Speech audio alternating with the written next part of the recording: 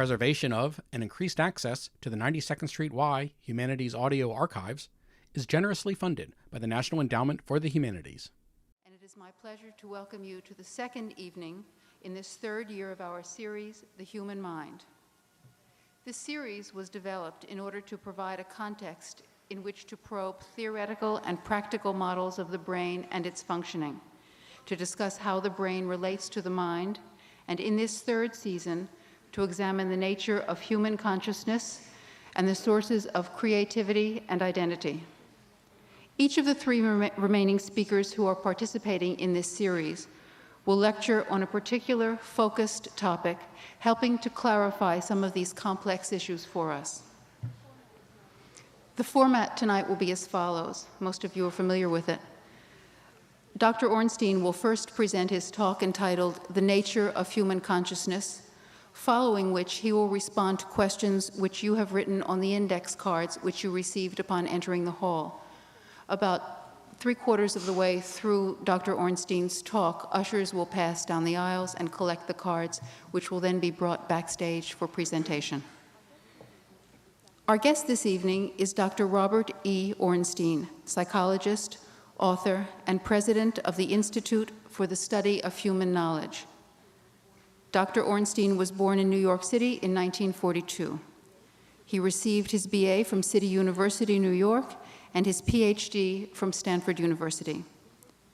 He is a distinguished postdoctoral fellow at the University of California Medical Center, San Francisco, and is currently visiting professor at Stanford University, research professor at the University of California, San Francisco, director of the Fund for Conservation Biology, and director of the Afghan Refugee Fund. Dr. Ornstein's books include The Psychology of Consciousness, Multimind, Psychology, the Study of Human Experience, Psychology, the Biological, Behavioral, Mental, and Social World, The Healing Brain, and The Nature of Human Consciousness. He has contributed many articles on the brain to publications that include Human Nature, the Encyclopedia Britannica, and Psychology Today. Ladies and gentlemen, the 92nd Street Y is honored to welcome to its platform Dr. Robert Ornstein.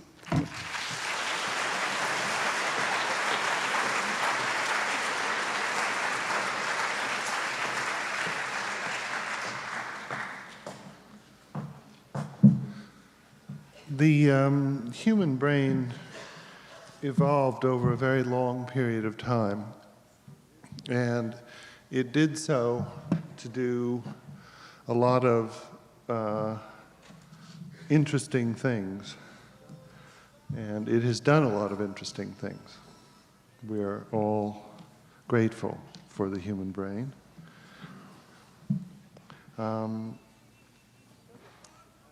But several things have happened in the last 40 or 50 years that I think need special notice. On the one hand, we have a very good idea for the first time with the rise of modern neuroscience, modern neurochemistry, modern psychology, and many other disciplines. We have a pretty good idea now of how the brain got to be the way it was and how it operates. We also, at the same time, with the same rise of modern technology, have made the brain as it evolved obsolete and incapable in very many serious major ways of dealing with the world that same brain created. So I will try to explore that paradox for you and try to offer you some comments as to where, when, and why things have changed so radically and how they've changed. When we normally think about history and we think about antiquity, we think about the Egyptians or pre-Columbian relics in South America. We are thinking in terms of 6, 8, 10,000 years.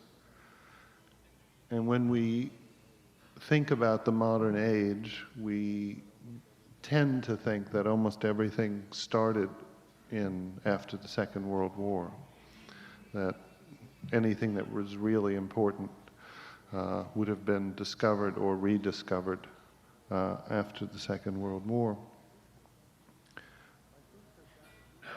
I think that viewpoint and the way we educate people to be literate, wise citizens and imbue the lessons of history has come to its end. There's a very famous saying of those who are condemned, those who do not read history are condemned to repeat the mistakes of the past. I think that's been an awfully good guiding principle for Western civilization. But I don't think our past is any longer prologue to our future. And I don't think we realize how small a slice of time the human world has changed. You will notice that I switch around a lot during this lecture. It's a congenital malformation of some part of my anatomy. The brain is not a monolithic entity. It's not the same in all people. If you work with brains for a living, as I sort of do, most of you are not used to having a lot of, Gerald Ford once said, I want the best brains in Washington around this table, and you shudder to think what it would be like with the best brains in Washington on this table. But I've actually been around a table of brains without the normal protective accoutrements that most of us feel necessary to get through New York City during the day with, the meninges, the skull, and, most of modern fashion.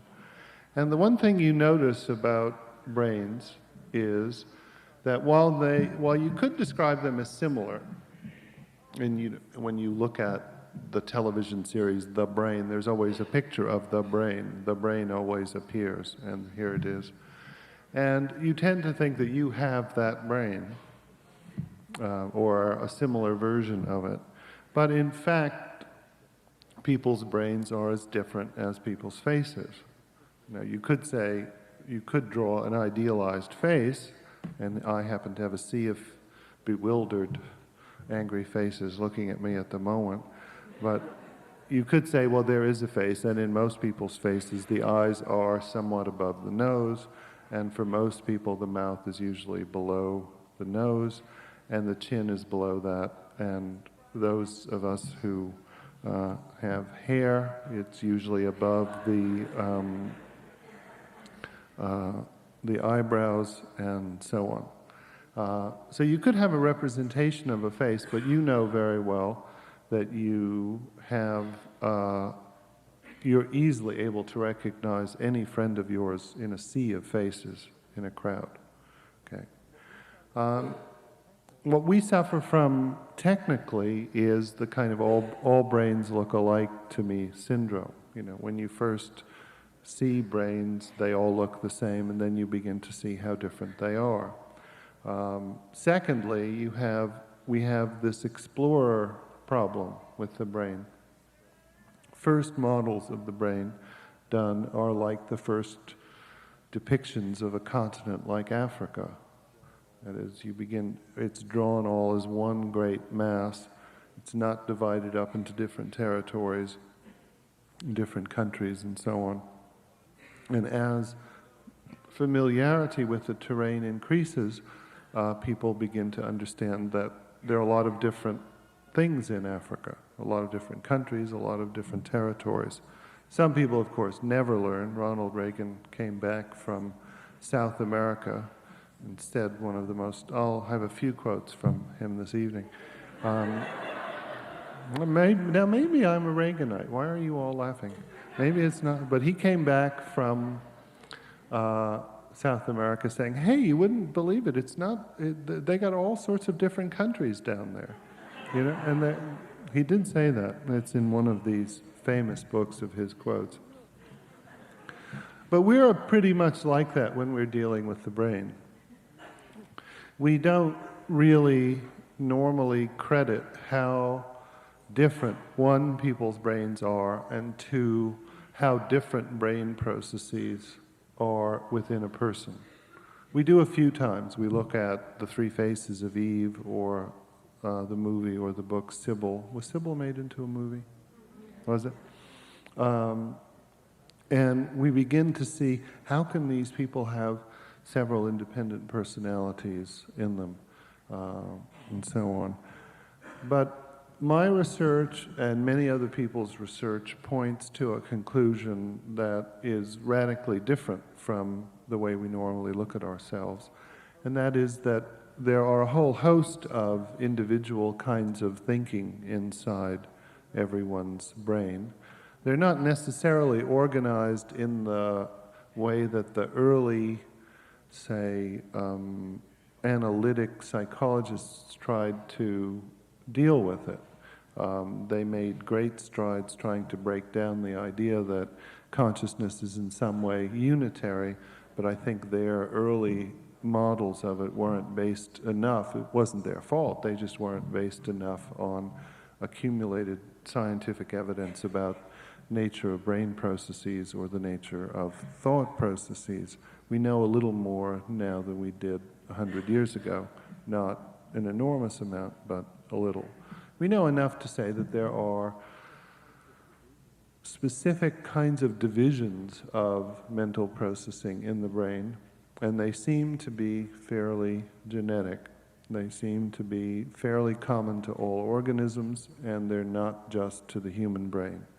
The human brain has within itself several well-defined built-in tendencies to be able to operate in a certain manner, and that is what has gotten us through most of our everyday life. It's what's gotten us through the world, and it's what's gotten us through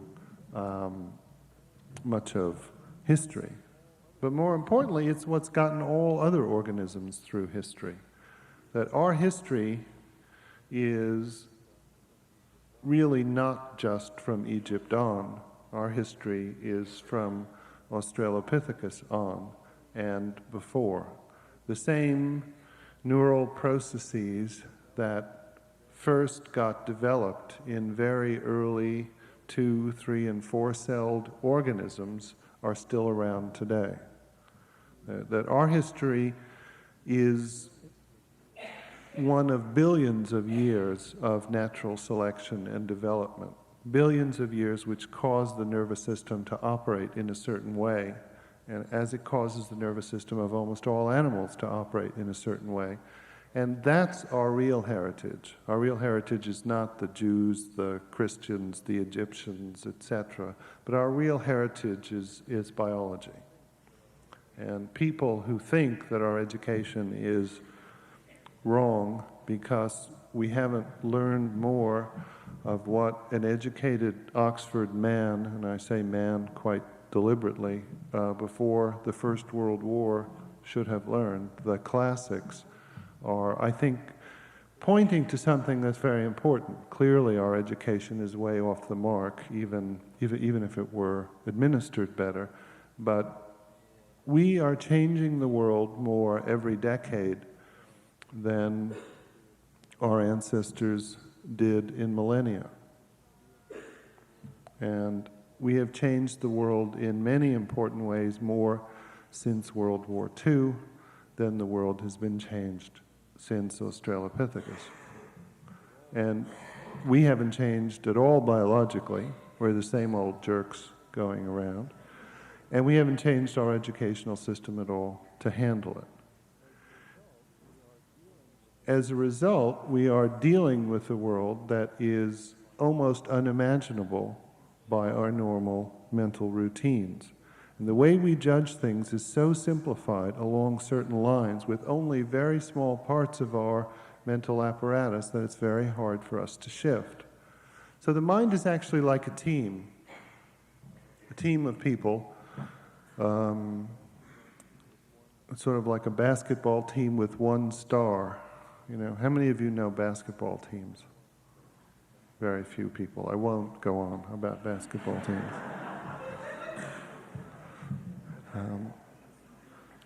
But like any team, some elements of the team get better and some get worse. For us, our ability to create has gone way beyond our ability to change the rest of ourselves and to adapt. And so we continuously judge things in a crazy way. And it happens all the time. If you had bought stocks at the beginning of 1987, a random collection of stocks, and you had sold them at the end of the year after the stock market crashed, how much would you have lost? 30%? More? In fact, you would have made a little money. But the stock market crash was a momentous event. We don't notice the slow rebound after the crash, and we don't pay much attention, although a few people did, to the slow rise. Most people are fairly surprised, although it has been pointed out any number of times, that the stock market actually went up in calendar year 1987. But the crash was the big event. The crash has taken all the notice. It's because it was a sharp, unexpected change. That's a very important part of our nervous system's operation. But that program, Notice Sharp Unexpected Changes, was designed to make some animal, millions if not billions of years ago, notice thunder or sudden darkness or the rumbles of a flood approaching, not the stock market. And yet, countless billions of dollars are wasted. More people are killed every day by gunshot wounds in the United States. In fact, more people are killed every hour in the United States by gunshot wounds than people have ever been murdered in toto by terrorists overseas. But the murder of a few people overseas changes the habits of millions of people. Millions of people last year didn't go to Europe. Was $1 billion shift in the way people think. But nobody notices the 25 people killed per hour in the United States by gunshot wounds. It's because it goes on all the time. It's because it slips out of our consciousness. Our consciousness is designed on the ground plan of the amoeba and the rat. I'm sorry to tell you. Fellow organisms. To radically simplify the world and to notice only a very few things. How many of you are familiar with the concept of alphabetical order? Is there anyone here who doesn't know alphabetical order? All of you know the months of the year? Everyone? Okay, give me the months of the year in order. Just say them.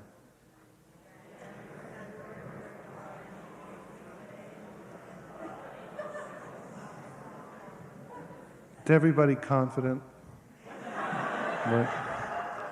Now give me the months of the year in reverse order.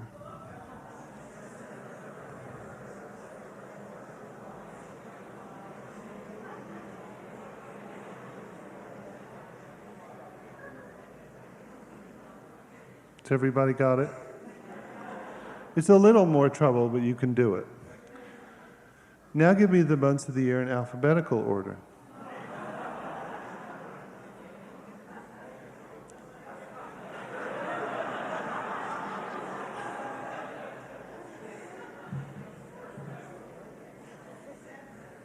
December? I hope you hadn't just started. You will notice immediately. I won't prolong the embarrassment. I can't do it either. I wrote it down once just to check. It seems like it ought to be very easy to do that. You know, only say half again as difficult as putting them in reverse order or something like that. But we have a lot of problems doing simple things, perceiving simple things that we're not accustomed to. And we have even worse problems actually perceiving the world when events pile up on one another, when events multiply. If I took this piece of paper, you can't do it physically. And if anyone knows this from physics or something, or mathematics, don't say anything.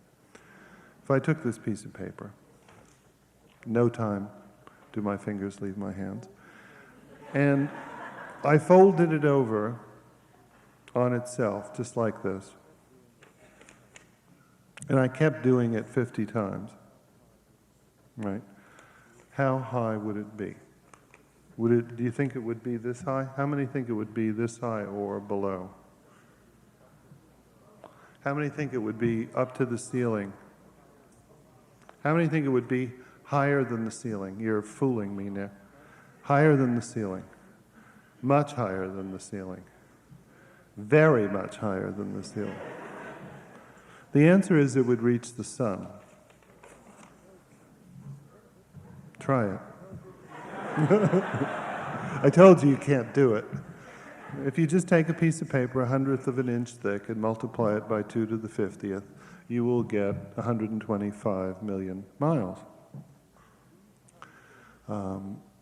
These kinds of slowly accumulating geometric progressions are the kinds of progressions that happen when you get millions and millions of people in the world, and yet they are as difficult to perceive as this little illustration was.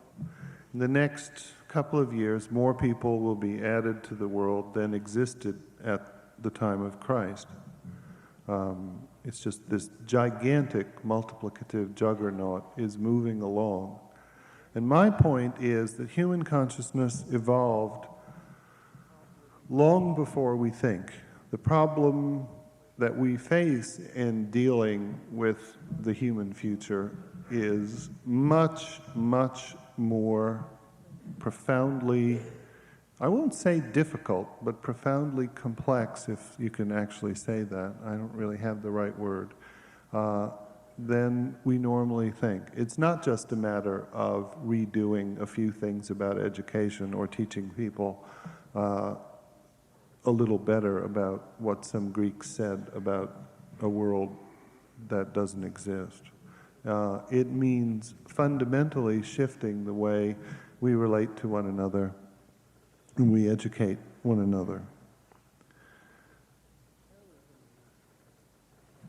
Terrorism,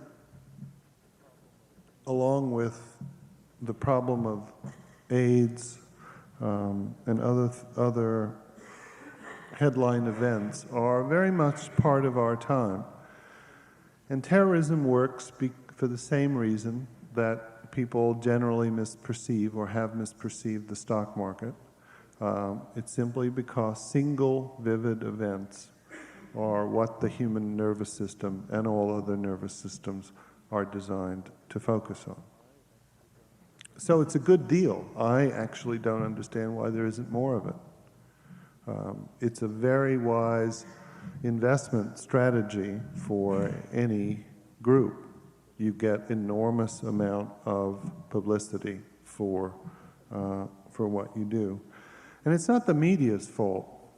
The media is just really an extension and an amplification of us. That the way the media, you can learn a lot about the way the mind works by focusing on the nature of the media and commercials, as well as these other things.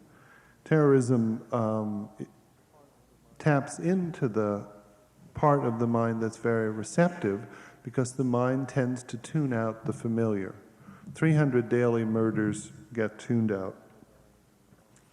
Thousands of people dying on the road each year because of badly maintained cars get tuned out. Millions of people ending their lives earlier because of inadequate pollution controls get tuned out. Because these are all slow things. No one fights for them.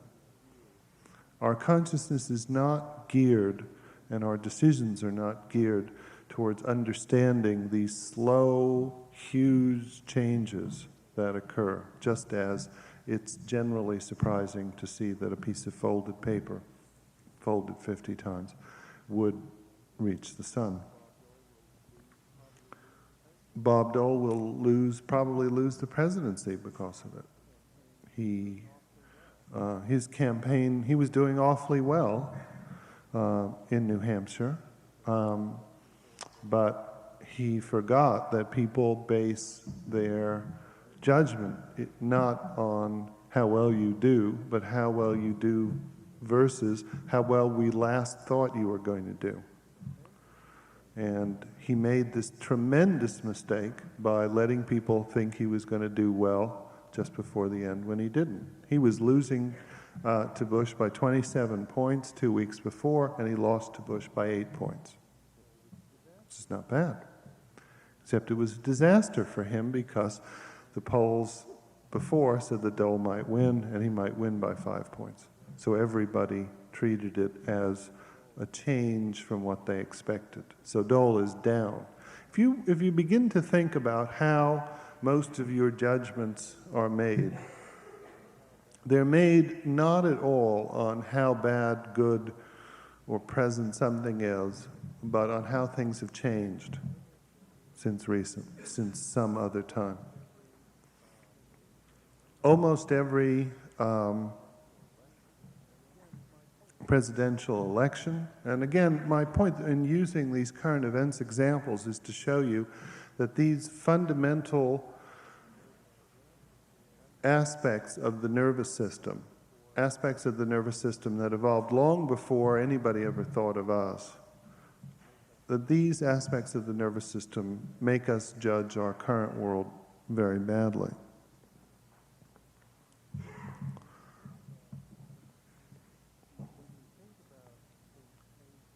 When you think about things changing, you take a look at things very differently. Every presidential election has been won by the party in power in the last 25 years if you combine two factors. One, the winning candidate was taller, except for one candidate. Second, the winning candidate was with the party in power when the unemployment rate was going down in the last 3 months before the election, or was it the party out of power when the unemployment rate was going up the last 3 months during the election. Unemployment was lower at the end of Carter's term than when he started, except it had gone up the last few months. Carter was the only president to get elected who was shorter than his opponent, and he made sure that he never got photographed with Gerald Ford. When he was in a debate with him, he raced over, shook his hand, and raced away. It's good political imagery, but again, we tend to think that a big man is a big man, and he is our leader.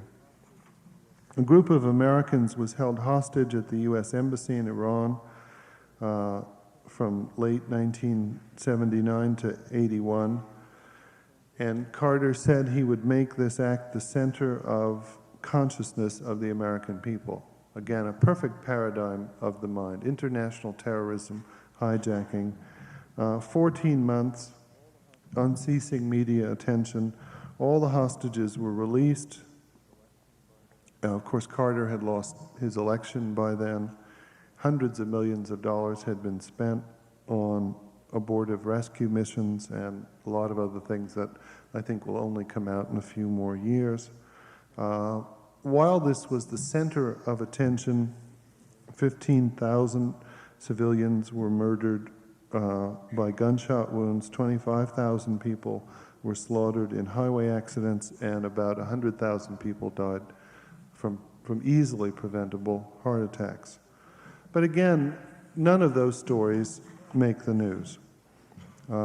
They don't because we are fundamentally unprepared to deal with the modern world. The president operates the same way, you'll be happy to know.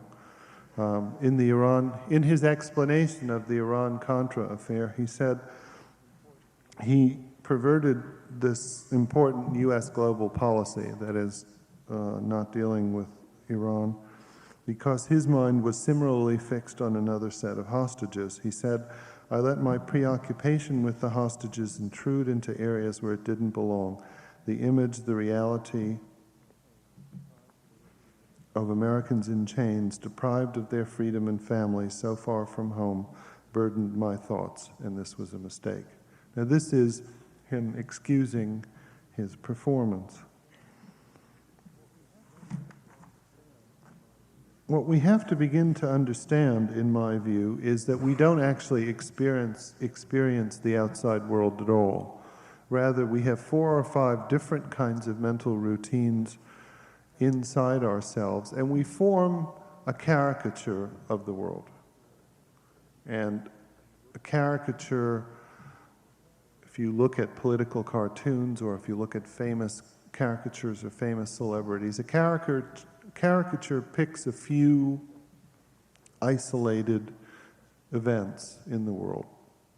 A caricature of Lyndon Johnson might have his gigantic ears and his scar from his operation, both of which were very important. A caricature of John Kennedy would have his teeth and his haircut and so on. It's important, I think, for us to realize that the world that we actually experience is this very old-fashioned, very simplified caricature, and most of the way we're taught to deal with the world is a way that is now fatally obsolete.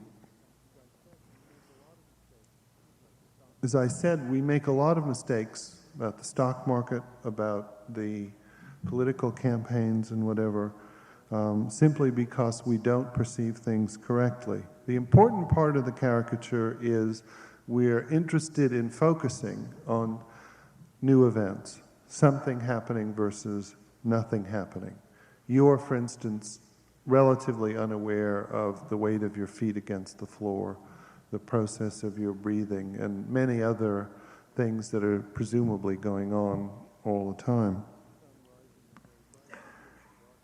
The sun rising is very bright compared to darkness, but it's not any much more brighter during the day. We only notice the noise of a machine when it stops. This fundamental simplification of reality is called habituation.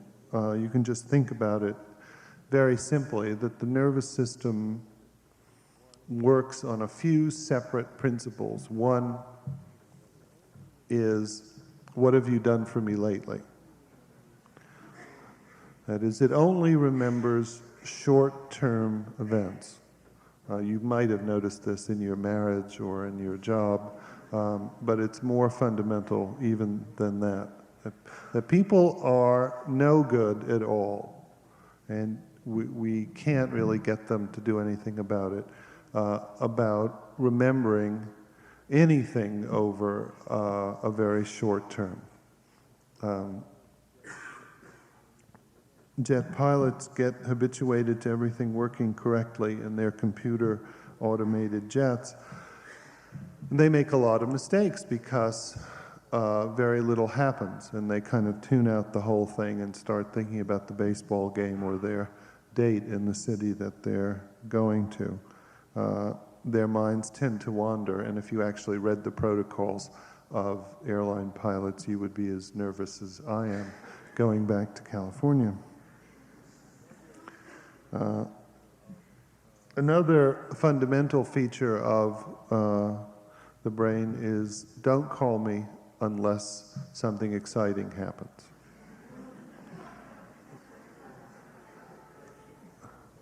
A third is compared to what? That's taken from the great psychologist Henny Youngman, who was asked once, "How do you like your wife?"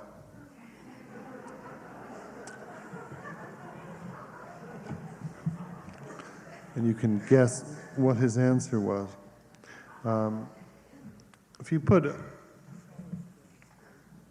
There are a lot of college demonstrations that I think are important to just bring up again, just so that you know why it's so fundamental. You know the one where you put your one hand in warm water and one hand in cold water, and then you leave them in for a minute, and then you put them both in lukewarm water. Now you actually try it sometime, in case you think it's just a cliche. You actually put your hand in this same kind of middle temperature water, and the hand that was in cold water feels warm. You're not thinking that it's warm, it feels warm. The hand that was in hot water feels cold. So you're getting, at that very first synapse, the very beginning of the contact with the world, not information about the nature of the world at all, but information about change. That's all we get. You know, the eye takes 1/trillionth of the information that hits it. The sense is less. The rest of the senses, touch, taste, and smell. So we don't really deal much with what's out there. And in fact, you know, reality is overrated. People don't really need to deal well with reality. They need actually to deal in some way correctly with it. Scarce and unusual items, shocking changes like the stock market, or a one-day dress sale. Why do you think Home Shopping, whatever it is, network says you've got only 4 minutes to buy this, right? And these other ones say this is just a promotion, and you've got to get this only by a certain amount of time. However, if you do order by tonight, you will be able to get 16 at this price, and people buy. You know, this limited time, scarce offer is very important to people.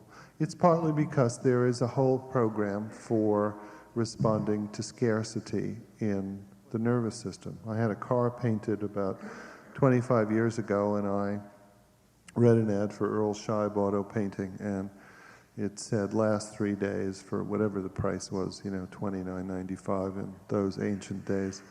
So I took my car and got it painted, and just a few weeks ago I had another car painted, and I picked up the newspaper, and it was, you know, Earl Scheib, and whatever the price had been for inflation, it said last 3 days, you know. So they know, you know, what the academic analyses are not as useful about the nature of what makes people move and work as responses to public events. Technological change moves at a speed now that is almost impossible for us to deal with. Anyone who's alive in the 20th century has seen fantastic changes. 1 year there are only analog watches, the next year digitals. First, I remember when my parents got a black and white TV set, then a medium-sized one, then color, then a VCR. And clearly next year, if you can't download 38,000 European, American, and Asian television programs into your TV's quadruplexed gigabyte digital memory over your cellular modem, in your moving car, transmit it to your home on your way home and play it back for kids on a gigantic wall, people will be very disappointed. And don't think your children won't be miserable if you can't do this in about 5 years.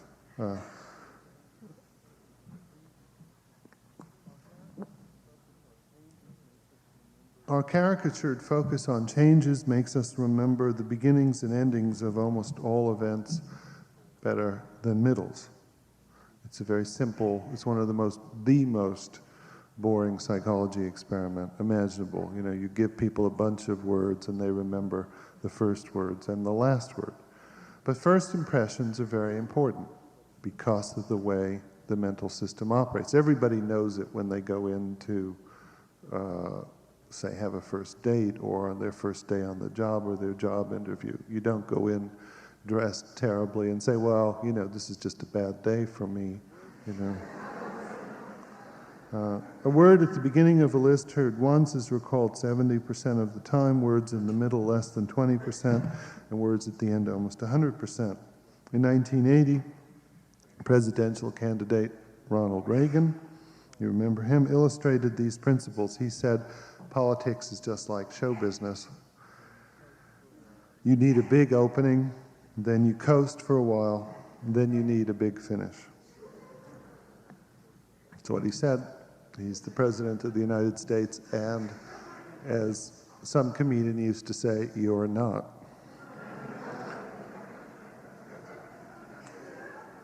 So it's not just getting elected and selling you a dress and remembering things that I think is important. Think about the nuclear arsenal. We are cutting down somewhat the nuclear arsenal just at the moment, so people are less excited about it than they used to be. But think about it in another sense. The first atomic bombs, as you probably know, were kept secret, and then they were, in fact, Vice President Truman didn't know about it. It was a big project. It was a fantastic job. Truman didn't know about it until he became president. And then they were unveiled suddenly. There were mushroom clouds over Hiroshima and Nagasaki, and they signaled a really sharp change, literally, in the nature of the world. Now, people noticed this, and if you go back and read, I went back and counted the number of stories in the New York Times in 1945, 1946, 1947. And I compared it to the number of stories in the New York Times in 1985 and 86 about the nature of nuclear weapons. There were 25 times as many stories just after the first bombs exploded. There were hysterical stories. What have we done, etc. Many of you, I was too young to have read it at the time, but many of you might remember it. It was fantastic writing. People were unbelievably concerned, and quite rightly. This is the way the nervous system is designed to work. Something really important happens and people notice it. We have tens of thousands of times more nuclear weapons than we had then. We have enough nuclear weapons now that if they were packaged, there's a kind of technical issue about their packaging, but if they were packaged as Hiroshima-sized bombs, they could blow up one Hiroshima each hour for more than 100 years, right? And we're not nearly as concerned about it as we were. Now, you could say, well, there must be safeguards and people really must know what they're doing, etc. But that's not my point. All of that can generally be true, but it's these patterns of human consciousness that I think are very important to understand. The human nervous system, which is well matched to a world in which small, sharp changes were important and large, gradual ones were not, is now failing to deal with the modern world. And I think we ought to say has failed to deal with the modern world.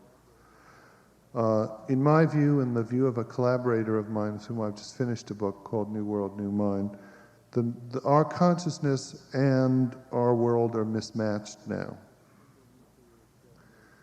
The original image of a single nuclear detonation signals an awesome threat, and people begin to understand it. But again, these other factors of mind come in. What have you done for me lately? It's gone. No more nuclear explosions. You know, how much do you have to worry about a tactical nuclear weapon in your neighborhood, even in New York? And our response to nuclear armaments follows the same caricature. It's the same thing that governs people's first meetings, people's ends of lists, and Reagan's statement about the presidency. The big opening was Hiroshima, and now we're coasting. Now, Reagan said you need a big finish.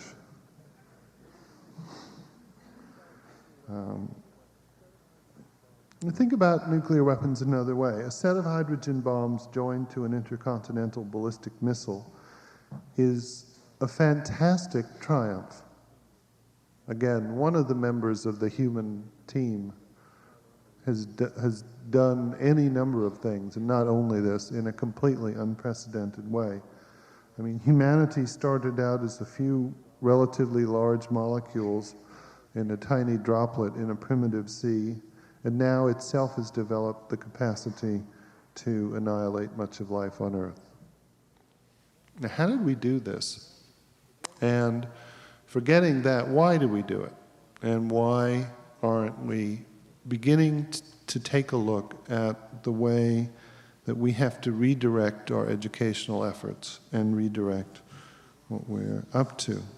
If humanity were one organism, it would be 100 million times larger than it was when the human species emerged, and it would be billions and billions, to paraphrase Carl Sagan, times as powerful.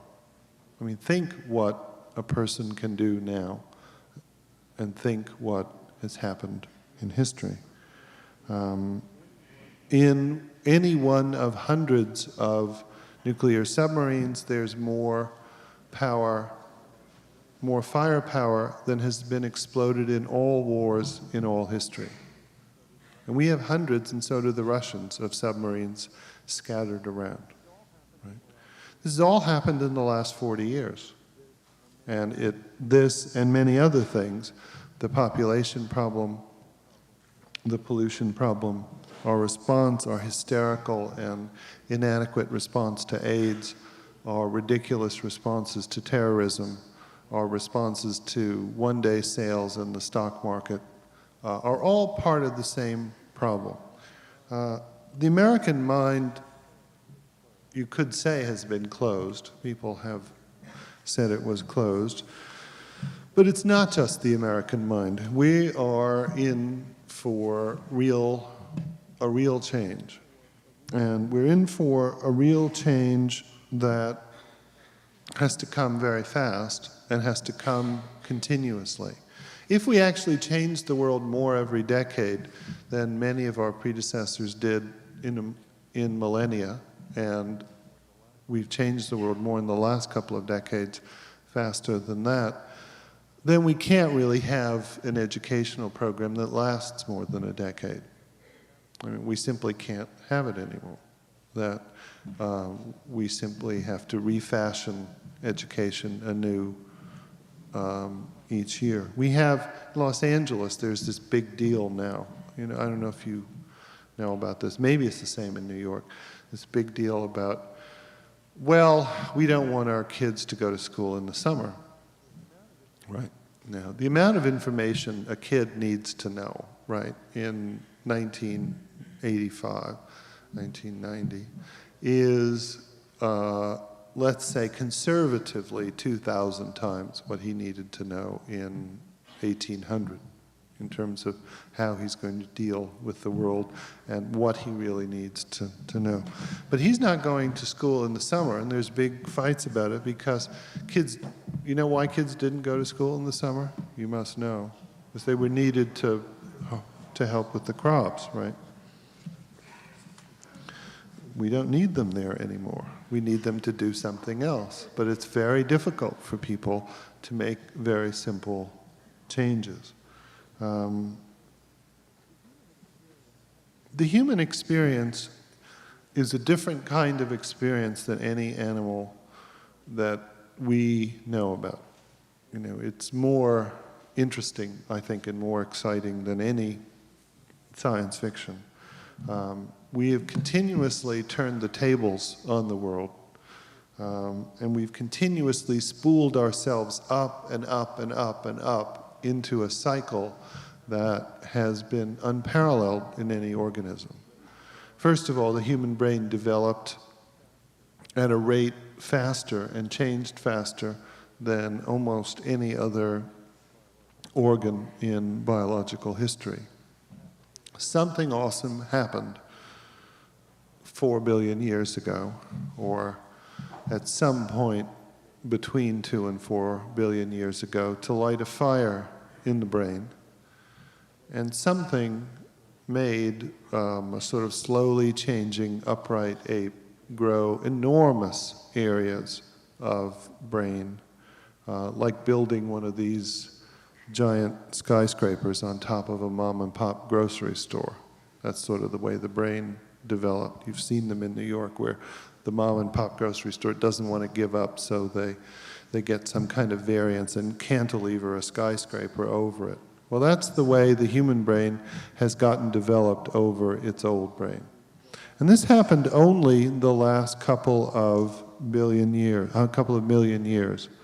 No other organism has ever done that. The human experience after we developed, say, some people think that the brain developed to its current degree of stability about 100,000 years ago now, not 40,000 years ago. But these were people who lived in a very simple world.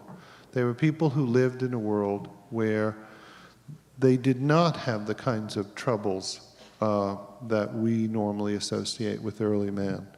How much taller do you think modern Americans are than modern American males, for which we've got good evidence, than Cro-Magnon males?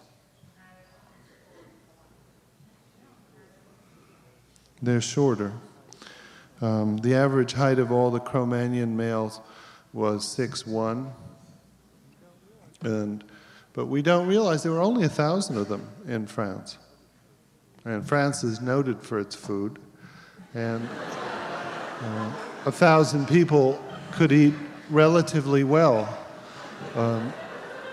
if you're just walking around picking up stuff off the ground in France.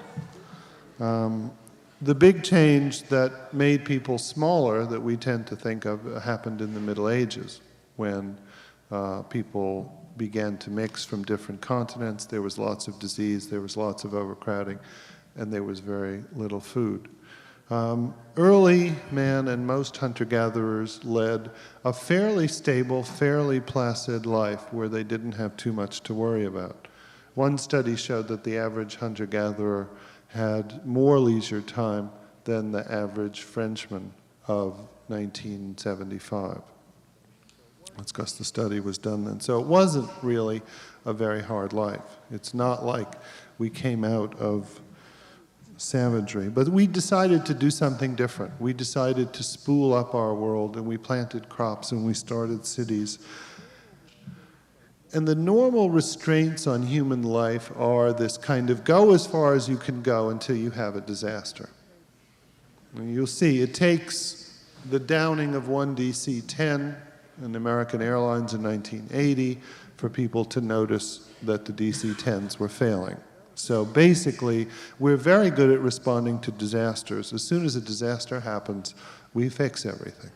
That's because slow changes in degradation of a part of an animal, of life, don't get noticed, but a real disaster does. So we need, because of the nature of our nervous system, we are brought up to want disasters, to need them. Because we simplify the world a lot, we need to have them. 3 Mile Island completely changed the whole nuclear power business in the United States, even though it was relatively trivial. Nothing really horrible happened at 3 Mile Island, not compared to the number of people that were murdered that hour, you know, or not compared to the number of people who die because of cigarettes, you know. So what exactly are we talking about? Cigarettes go on, and the FDA is hysterical about a saccharin substance because it might kill a sweetener, because it might kill one more rat at the same time cigarettes go on. But cigarettes are part of the main thing, again, is it's kind of like getting established in England. You know, once you're established, you're always established. You know, you have to do something terrible. Our problem is this system is actually not a bad system if you want to not pay too much attention to the world, if you live in a stable environment, and you really basically want to do what every human being wants to do, you know, which is to just sit around, lie in the sun, eat, reproduce, have a good time, right? So why bother, right? Why bother? Or practice reproducing, I guess.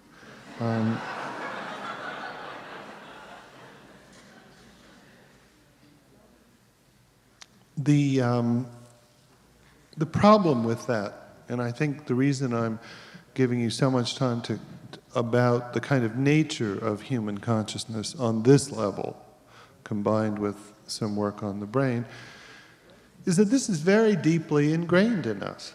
I mean, this is the way that our parents have taught us, this is the way that their parents have taught them, and this is the way basically, it's worse than that, all nervous systems have developed. The problem for us is that as our power increases, again, if humanity were one animal, it would be billions of times more powerful than it was at its inception. Our capacity to have disasters increases. Again, this is an evolutionary instant. We're the same people who lived 100,000 years ago. There is no difference between us and Cro-Magnon, no difference really between us and Neanderthal, except we have slightly smaller brains than Neanderthal and Cro-Magnon. Cro-Magnon had a bigger forehead, of which the highest level of evolutionary development is the kind of forehead that you're looking at now, the sort of larger brain-sized forehead. But Cro-Magnon's forehead, this sort of highbrow look that's so favored by modern human beings, is not due to the fact that the brain got bigger. It was due to the fact that the palate got bigger.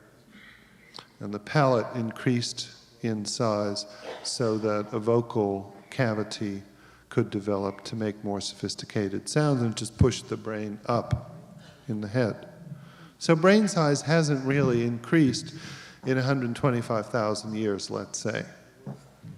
The world has changed more at that time than it probably changed in history. So in an evolutionary instant, in 125,000 years of the 5 billion years of the planet, agriculture led to the construction of cities and also to the population explosion. Cities themselves led to epidemics and diseases of crowding and large-scale warfare. Public health measures led to further increases in population, and then by permitting people to live longer, to increases in cancer and heart diseases. Cities led to universities and the uncovering of secrets of the universe, and uncovering the secrets of the universe led to Hiroshima and Chernobyl.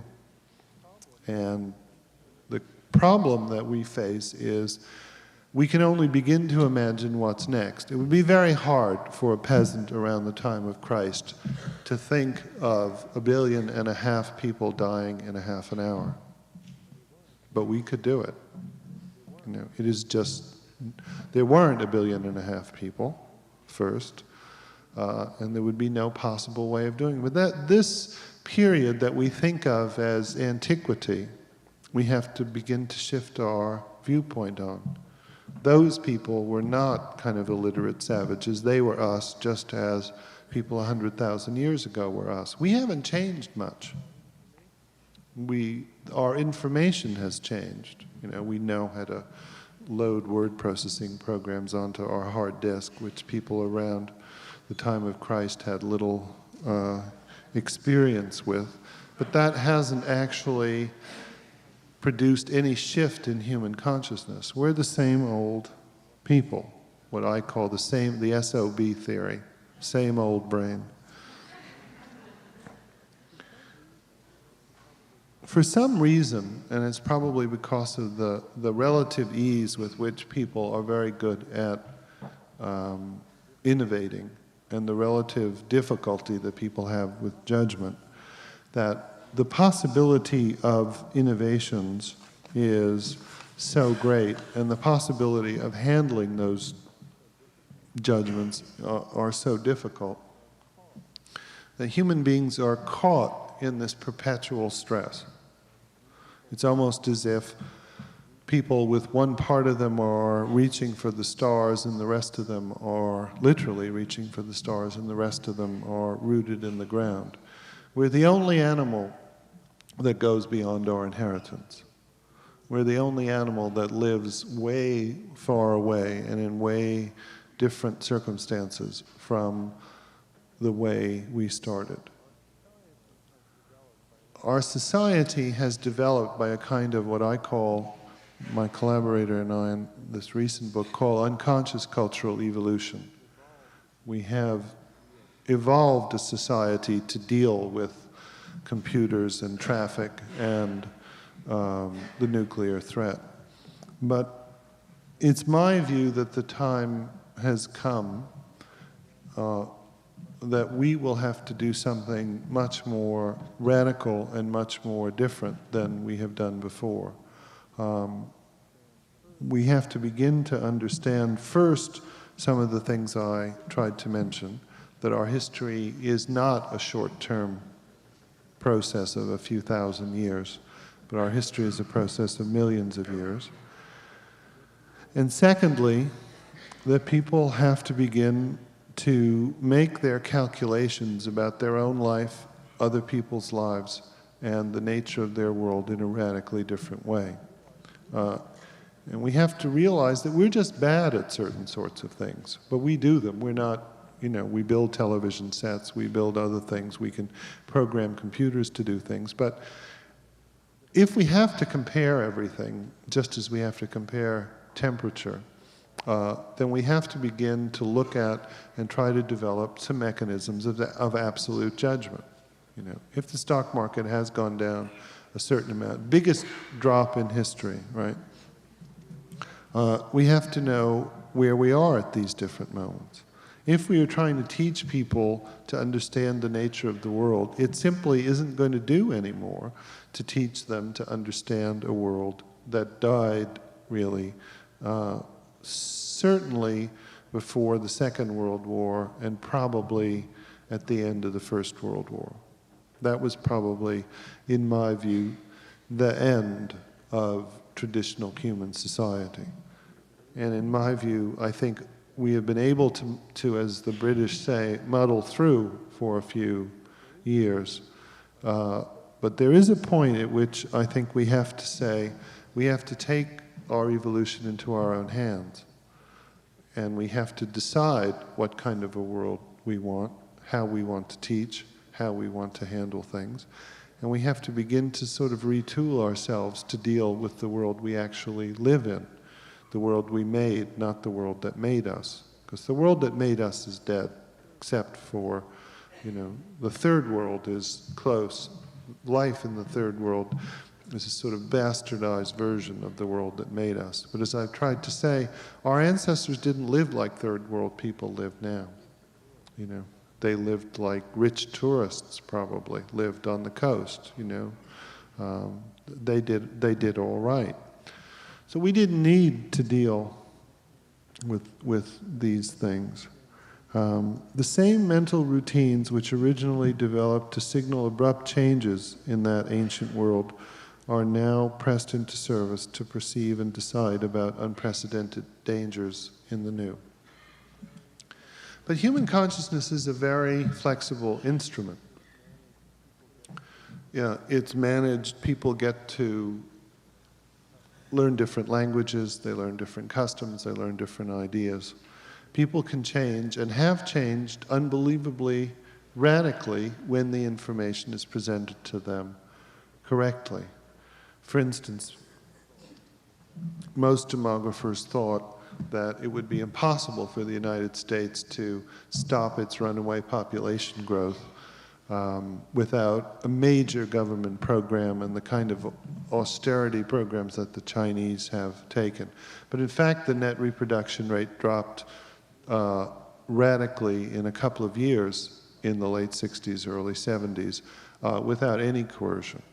It was simply because certain facts about the nature of the world have come to people's consciousness.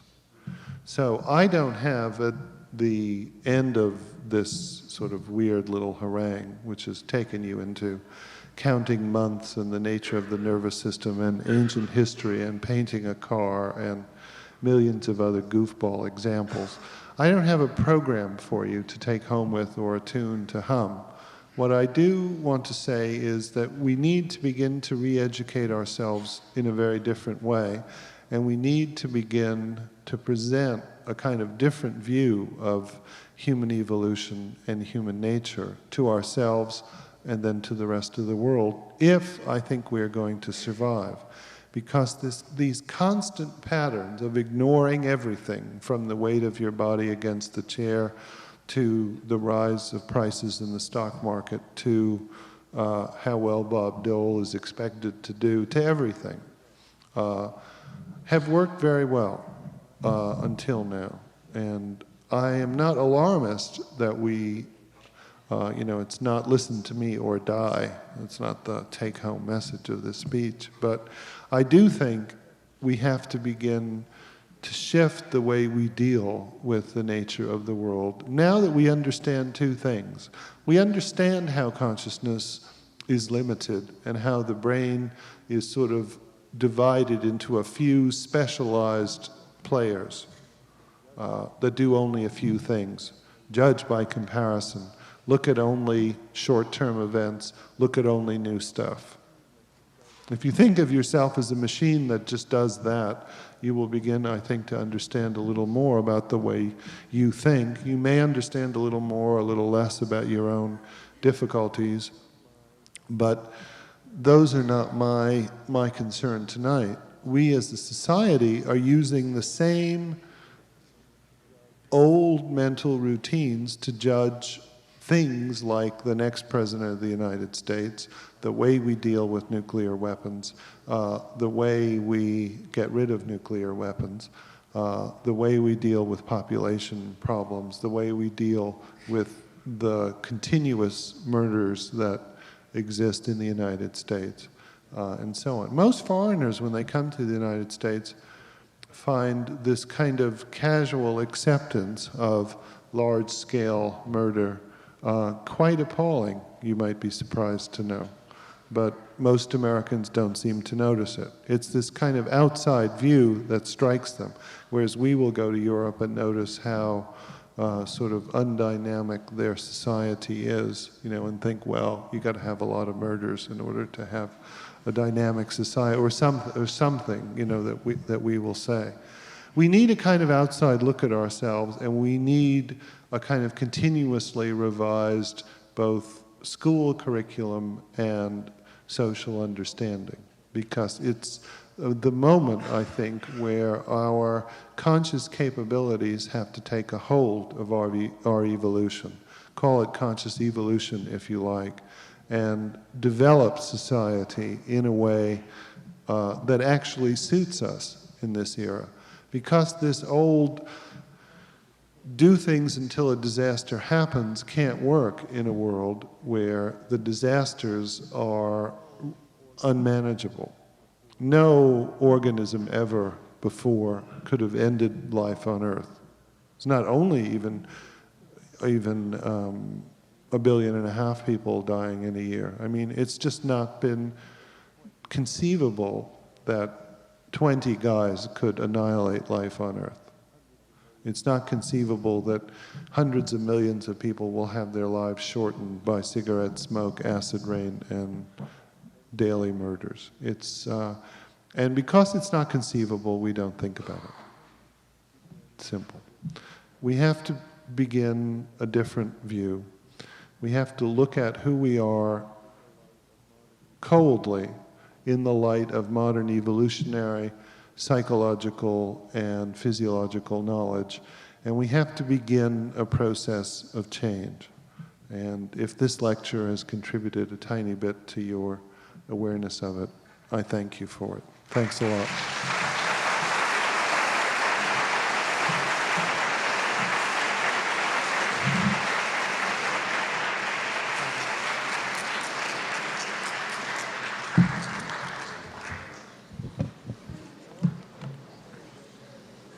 I also wanted to say that I always go to lectures and I always want to write something, usually not obscene, to the lecturer, like, that was pretty good, or you forgot this, or where can I read about this? So if you've got a message, or I like Heineken beer, or whatever you want to say, this is a good place to have a beer afterwards.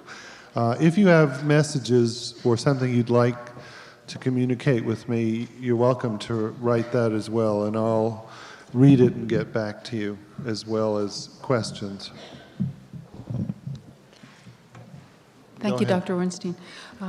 This is a question that just put them down. We have many. I hope we'll get to it. Thank you. We have many questions. We'll try and get to it. Thank you. This was the question of the evening. You touched on it at the end, but it was so popular. It was number one question. The most succinct version being, so what do we do now? How to rematch our world and consciousness. As I touched on at the end, one, there's no real program, because I don't think we're at a point in this analysis where people can point to everything that we need to do. But we do need to have a sort of major educational overhaul in a direction that I think is not even being thought about. I think what we're thinking about doing now is doing what we used to do better, not even doing what we do now better. What we're doing now is not, I think, by anybody's standards, any good. We don't need to do what we used to do better. We need to do something very different. And we need to set up commissions, I think, to redo the educational curriculum at the least every decade. And it just has to be a permanent agenda of our country. Secondly, we have to shift the way we understand our history. And third, we have to teach adults, and we have to teach children especially, about the way we make judgments and about the way we understand the world. Nobody needs algebra, right? I mean, how many of you have had occasion to use your high school algebra, say, in the last 2 decades, right? You don't need algebra. What you do need is probability. But nobody gets taught probability. The reason you need probability is that in most worlds, the nervous system does the probabilistic computations for you. If thunder hits, the nervous system connects itself to the legs with the probability that there's going to be a rain, and the animal moves away. In the modern world, we have no real way to assess probabilities. When there's a murder on television, when a widely publicized murder, people think that the world is a more murderous place and they're more afraid, even though it has nothing to do with them. If there's a suicide, you might take this as interesting information. If there's we're so bad at this that if there's a suicide in a town that makes front page news, you know that there's a significantly greater increase, a great increase in airline crashes, in highway crashes, and fatalities of all kinds. You know, it's because people have this short-term mind mixed up with ongoing events. The nervous system is designed to take whatever happens and sort of make a meal out of it. So when a suicide occurs, a well-publicized suicide occurs, more people decide to commit suicide. And statistically, one of them or two of them a year are airplane pilots who are flying out of the town. So they just crash the plane. So be careful. Keep any stories of suicide away from your airline crew. This shouldn't happen, right? If we made any kind of decision about the nature of the world on any kind of reasonable basis, this couldn't possibly happen, but it does. We don't know if there's an earthquake in Italy, we're more worried about earthquakes in California, right? It's got nothing to do with it. We can't tell what events happen. And in a world where people, where the average kid sees 15,000 violent deaths on television by the time he's 20, he obviously has a different view of the world than, say, somebody who doesn't. It shifts. Go ahead. Will our brains undergo rapid evolution to cope with this brave new world?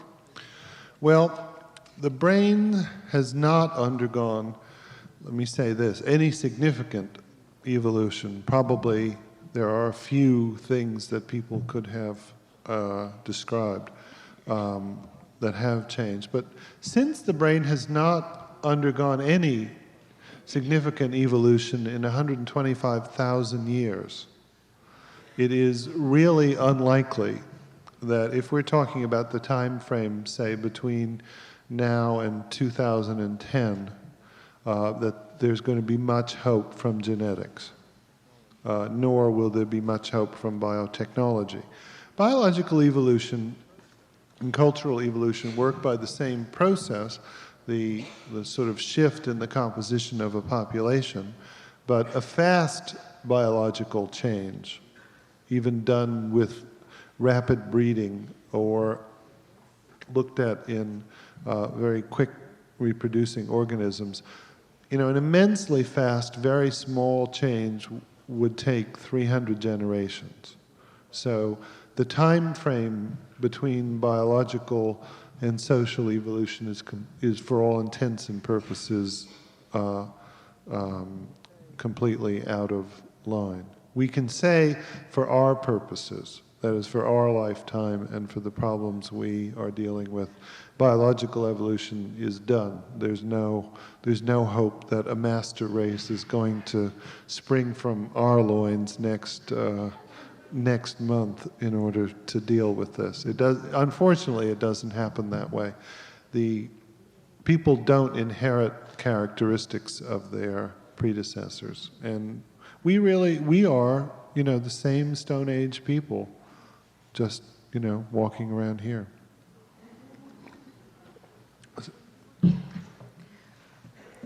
When you refer to the brain as a team, were you referring to MacLean's three-brain hypothesis?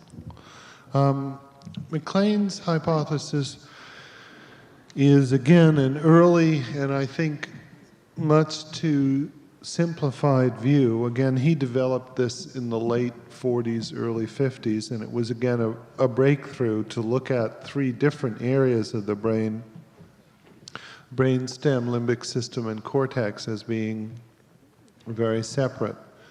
I think there's a lot of convergence of evidence now between intelligence testing, personality testing, brain physiology, cognition, etc. And I think instead of thinking of 3 brains, we have to think of each person's genetic complement as being made up of a mosaic of abilities, of which most people have certain major things in common, certain very obvious, very, very important things like color vision, emotional response, the ability to speak language, etc. And then they diverge enormously, like on spatial abilities, musical abilities, abilities to write well.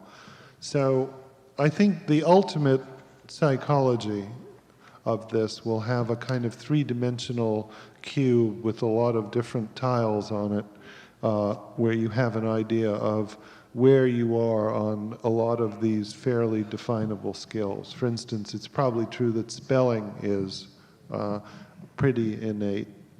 People, it's very hard to make somebody a good speller who isn't. And it has nothing to do with their intelligence. They may be great at the stock market, they may be great at writing if they've got a spell correcting program. They don't really need it. In the same way, knowing directions is pretty innate. A lot of left-handed people, for instance, have a lot of difficulty retracing their steps.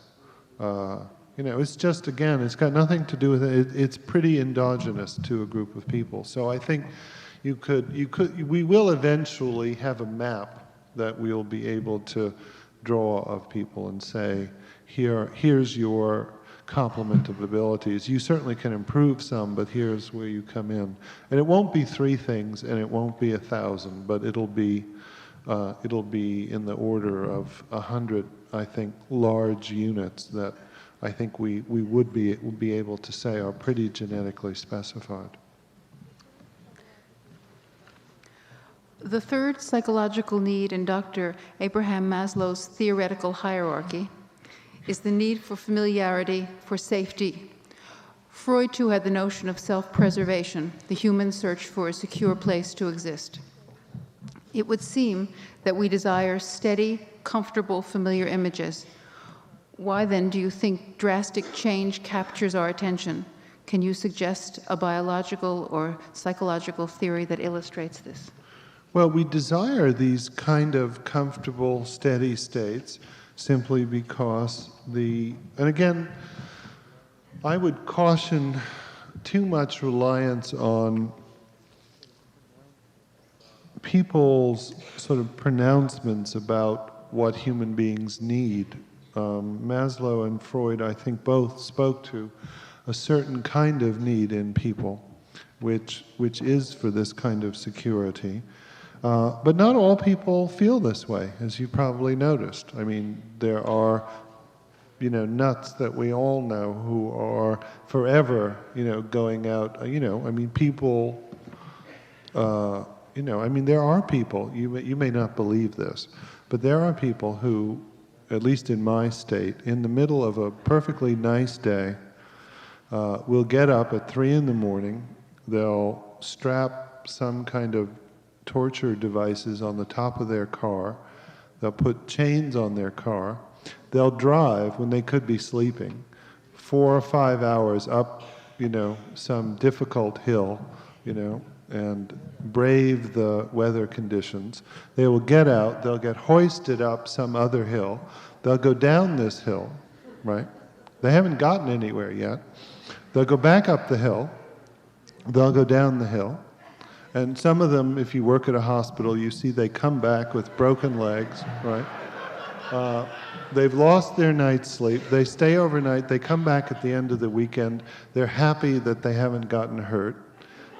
They haven't gotten anywhere, and so I don't think everybody wants a sort of steady, quiet life. I think the bias between new and exciting events and steady, dull events is very different in different people and very different at different times. This is a related question. Can you expound on what kind of stresses are created from drastic changes which disrupt the status quo in today's technical sociological environment? One of the most difficult things that seems to have happened in the last couple of years is that people's training for dealing with the world that they were going to enter is getting increasingly obsolete. People who get trained for certain jobs find that they may be very good at it, but their job is gone. People who do a good job with a division of a company boost that company into national prominence, then the company gets sold to some other guy who eliminates this guy's job. So one of the most profound strains, which I think has to be addressed, is there is no longer the kind of built-in feedback between the way people work, the way people start to develop, and the way they are living their lives. Some people can wind up making $2 million in an afternoon because some company has, bought another company, and 6,000 people can be put out of work because of no fault of their own. Now this is going to happen. I'm not for it or against it. I'm not sort of making an anti-Wall Street speech. It's just that we live in a world where the normal kind of evolved, from both ancient biological evolution and the slower process of cultural evolution, there's been a kind of evolved relationship between how we operate on the world and what happens. And that relationship has also begun to break down. We have to begin to understand that what's really constant about the world now is change, not the kind of secure environment that might have been possible for our great-grandfathers and beyond, and it's a very different way to teach people. How do you think acquisitiveness and fear of scarcity are tied, and what fuels them? Well, any organism that gets more than it needs in a fluctuating environment is going to survive better than any organism that doesn't. In times of, there's a let's take an example about women's bodies. In most societies, if you look at fertility objects like the Venus of Willendorf 15,000 years ago, you will see a woman who is grossly obese by contemporary standards, not very sexually appealing by, say, Playboy magazine for men or Vogue magazine for women. But that amount of extra weight presumably was associated in those times when, if there were environmental fluctuations of food, one of the problems with going around picking up food around is that you're at the mercy of the seasons. Those women, presumably, who had a lot of extra weight would both survive and would be better able to nurse their young to term.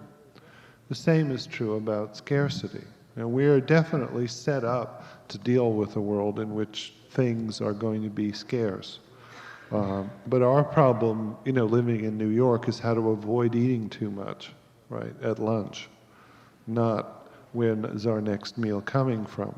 So it's very difficult for us with this kind of innate routine of get all you can to understand that when is enough. How much money do you need? How much food do you need? And at what point do we start to try to teach that this drive upwards for acquiring more obviously had a lot greater relevance in a time when the rest of humanity wasn't being destroyed by it. So again, the balance is shifted. 5 billion people obviously are going to eat a lot more food than 20 million. It's a different era. I think we'll have time for 2 more questions. Okay. That's all right. I'm still here. Okay. Do you think techniques like meditation affect...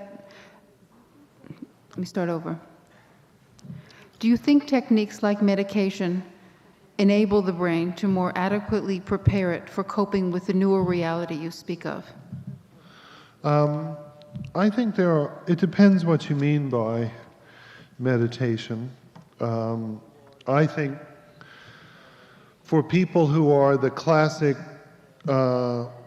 over-stressed, overworked city people, there's some usefulness in being able to shut off. But I don't think that meditation is any better than watching a basketball game or going to a fashion show or taking a vacation. And I think it carries the risk of getting involved in, since this is a culture that has had so little experience in dealing with and developing consciousness and cognition, you bear the risk of getting involved with people who really don't know what they're talking about, and who, because they can make you instantly relax, think they have some claim on your money and your soul and your body in some cases. So overall, it's a mixed bag. I do think there's a real need for people to learn to get a harness on their own consciousness. I don't see anything in society that is really satisfying it in a non-exploitive way. And finally, what are the implications for education if our nervous system has not been able to deal with the modern world? Well, I think the first thing is very simple. People have to learn about how their nervous system really does work. From silly little things like I've had you do tonight, to lots of other things. People need to know that they don't really perceive reality, that they perceive a kind of an extraordinarily simplified version of it, and that if they're going to make major social decisions based on this kind of crazy view of the world, we ought to know what kind of an instrument really we have. So I think the first thing about education is it's got to be reformulated to teach people what we really do know now about the human sciences, and it ought to start at the very beginning. You know, kids can learn very early what kind of an animal they are. We know a little more about it. Again, I don't present this as a panacea. I don't have the answers, because I think the problem is almost beyond any single person's calculation. But I think someone has to hold up a flag and say, wait a minute here. You know, we've gone off in a direction that is completely unprecedented. But not only unprecedented, I mean, it's always been unprecedented. You know, the Middle Ages were unprecedented, the Crusades were unprecedented, the Industrial Revolution was unprecedented. But now we're at a point where humanity is the most dominant organism on Earth. It uses 40% of the Earth's resources for its own uses, which is far more than any other land animal. It's achieved a mass and a weight and a strength that is, you know, almost, it's been incalculable. So we're an organism that's grown from these 1,000 people living quite happily in southern France and all scattered around the world, to an organism that is really one animal. And I think people have to know this, and I think we'll start to see changes that I couldn't predict if we start bringing this to people's consciousness. And I hope it's brought a little of it to yours. Thank you.